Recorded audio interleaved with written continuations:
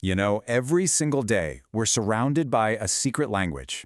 In every little glance, every subtle shift in how someone stands, there's a whole conversation happening just beneath the surface.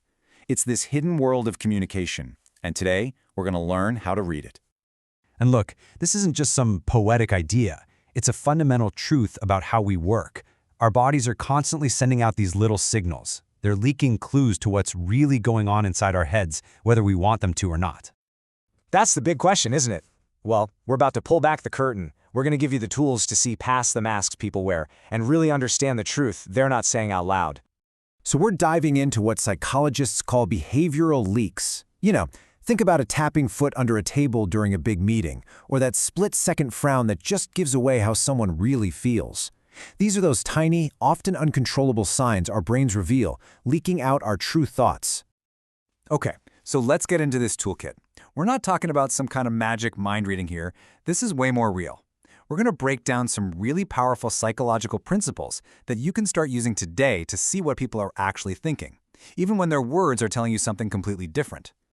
So our first set of tools is all about observation. It's about learning to watch and listen in a totally new way so you can understand what's really going on in someone's mind. Okay, this one is a classic, and trust me, it is so powerful. Top negotiators, interrogators, they all use this because they know that most people find silence really uncomfortable.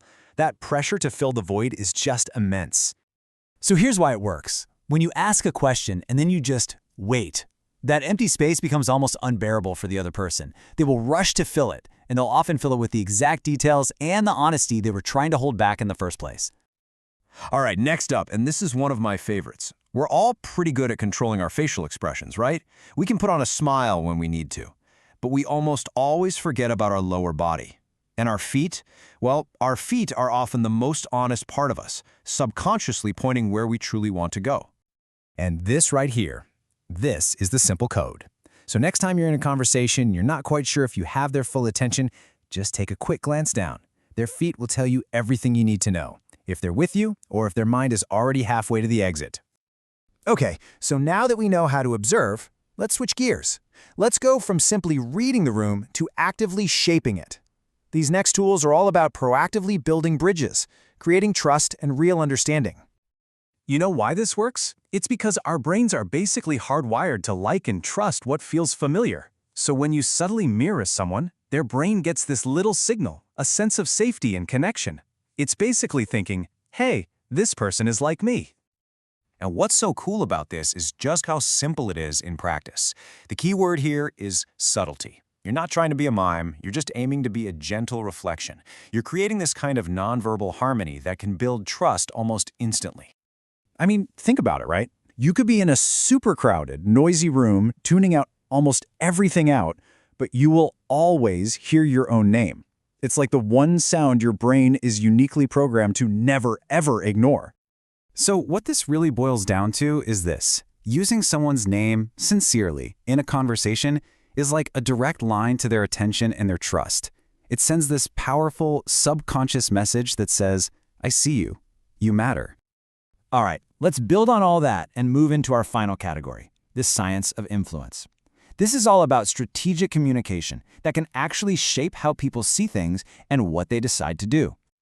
Okay, this one comes from this incredible experiment by a psychologist named Ellen Langer. It took place at a library copier, of all places, and it reveals this amazing little shortcut our brains take when they hear a request.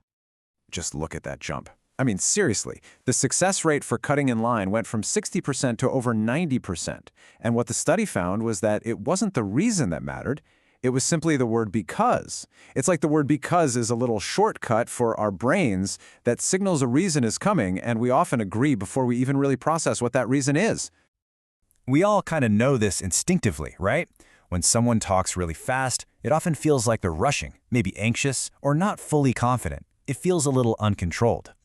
But then, on the flip side, someone who is comfortable with pauses, who speaks slowly and deliberately, they just command your attention.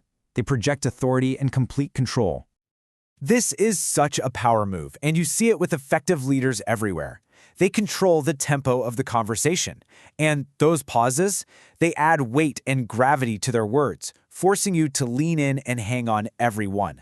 Silence can turn a simple sentence into a powerful statement. So we've gone through a ton of stuff, from reading hidden cues to building rapport and even influencing outcomes. But it's really crucial that we understand what all this knowledge is truly for.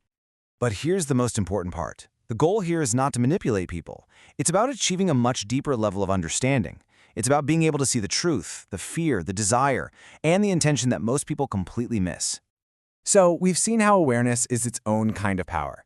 You can use it to connect more deeply with people, to lead more effectively, and to understand not just others, but yourself a whole lot better. The real question is, what are you going to do with it?